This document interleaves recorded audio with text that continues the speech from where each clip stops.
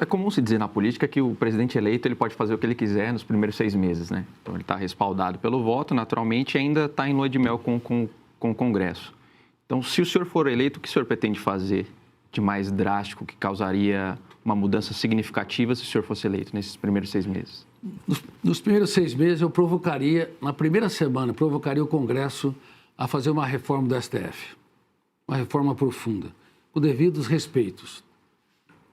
8 anos, fim da vitaliciedade. Eu sou o único que tem falado sobre isso. Eu não sei por que eu sou o único que tem falado sobre isso, mas para mim é muito claro. 2/3 deveriam ser magistrados de carreira, sem viés político.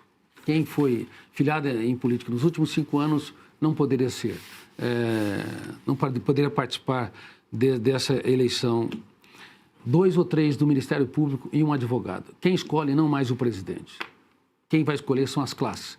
A JUF, Associação de Juízes Federais, ou a AMB, que eu já dei vários treinamentos, várias conferências gratuitamente.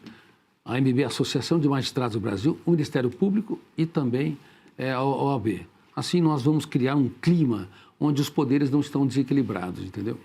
E também, para mim, deveria ser o fim da espetacularidade do voto. Deve ser filmado, depois distribuído para as partes. Nós temos que ter os poderes equilibrados na nação. Anderson, depois a Ana, por favor. Augusto, sobre o STF, recentemente o senhor comentou que chegou a conversar com alguns ministros em relação à situação da Débora Rodrigues, popular Débora do Batom. Quero saber como que foi essa conversa, com quais ministros o senhor conversou e o que o senhor pediu. O senhor chegou a pedir a libertação, a absolvição da Débora do Batom? Na verdade, eu fiz um comunicado através das redes sociais falando da situação emocional dos seus filhos. Uma mãe que escreveu numa estátua não poderia ter uma pena tão grande, sabe, tão alta como ocorreu. A estátua é uma mulher, prefigurada por uma mulher, e uma mulher escreveu com um batom e pegou tantos anos de cadeia, quase 15 anos. Não é justo isso daí. Então, eu fiz esse comunicado, eu não sei o quanto esse comunicado levou à compreensão de que havia filhos sofrendo. Mas o fato é, independente, eu apenas manifestei a minha opinião como cidadão e depois ela foi libertada, foi para casa, claro, com tornozeleira eletrônica. E eu tive a oportunidade de conversar algumas vezes com ela para ajudar, porque o problema não é superar, não é enfrentar o terremoto, sobreviver ao terremoto. O problema é como se reorganiza os escombros. E os escombros emocionais dela eram altíssimos. No começo, na primeira semana, os filhos abraçando a mãe, valorizando a mãe, e depois todas as dores. Por que, mamãe, você nos deixou, nos abandonou? Vocês não sabem o tamanho da dor, que angústia, que tristeza. Então, eu ajudei como cidadão, ajudei como psiquiatra. Eu não interferi, obviamente, na decisão do STF, apenas manifestei a minha opinião. Ana, por favor. Augusto, eu queria te perguntar sobre violência. O Brasil, hoje, a violência é absurda, crime organizado, facções crescendo cada vez mais.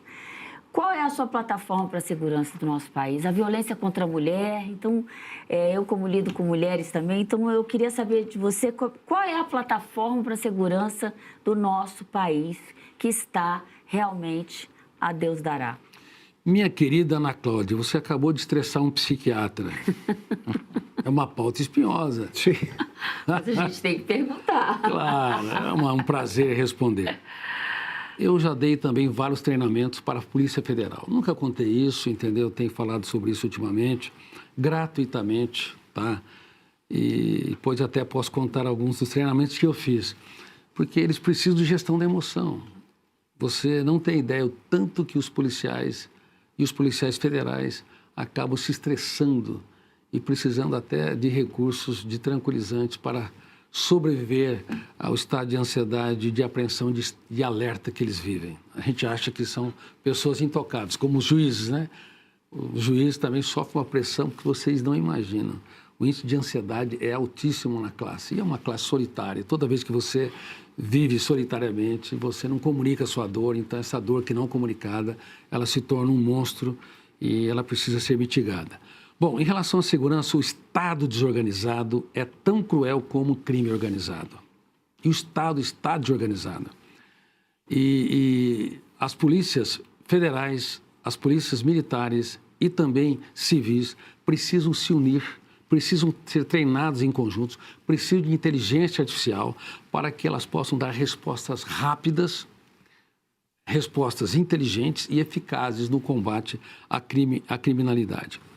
Em relação às comunidades, existe, eu não sei se vocês sabiam disso, cerca de 30 milhões de casas ou residências não escrituradas. Sabiam disso ou não? Não escrituradas. E se você não tem escritura, você não tem senso de pertencimento. Se você não tem senso de pertencimento, você não cuida do ambiente que você está e você não pode dar, inclusive, a sua casa como garantia para ter um crédito para construir a sua microempresa, o seu sonho.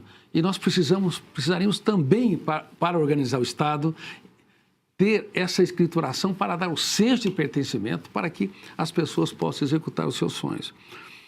E eu também sou adepto a uma polícia municipal muito bem treinada pela elite da Polícia Federal e pela elite da Polícia Militar. Os municípios têm uma quantidade muito grande de colaboradores. E eu já falei com alguns prefeitos, que tal 5% da força que vocês têm serem transferidas para uma polícia foco, uma polícia de combate rápido? E eles ficaram fascinados. Nós nunca pensamos nisso. Já pensou ter uma... Não aumentar o quadro de funcionários, porque os municípios estão afogados, hein?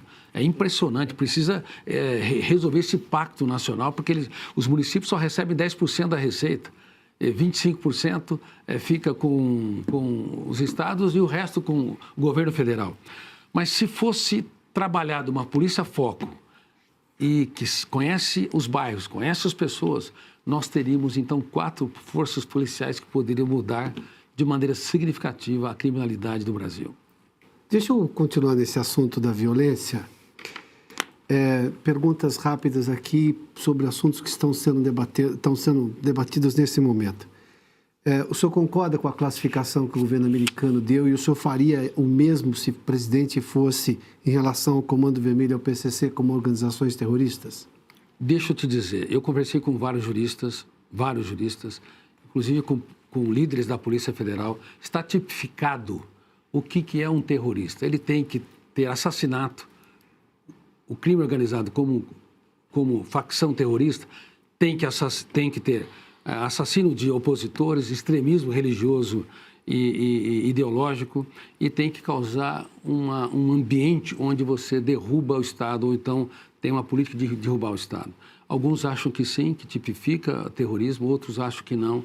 Eu quero dizer para vocês que nós vamos analisar profundamente isso para ver se nós fazemos ou não, estaremos ou não em sintonia com o governo americano. Mas o que nós não podemos perder é a autonomia brasileira, porque o Estado brasileiro, bem organizado, ele pode combater, sem dúvida nenhuma, com eficácia e responsabilidade e agilidade, o crime organizado. Maioridade penal de 16 anos.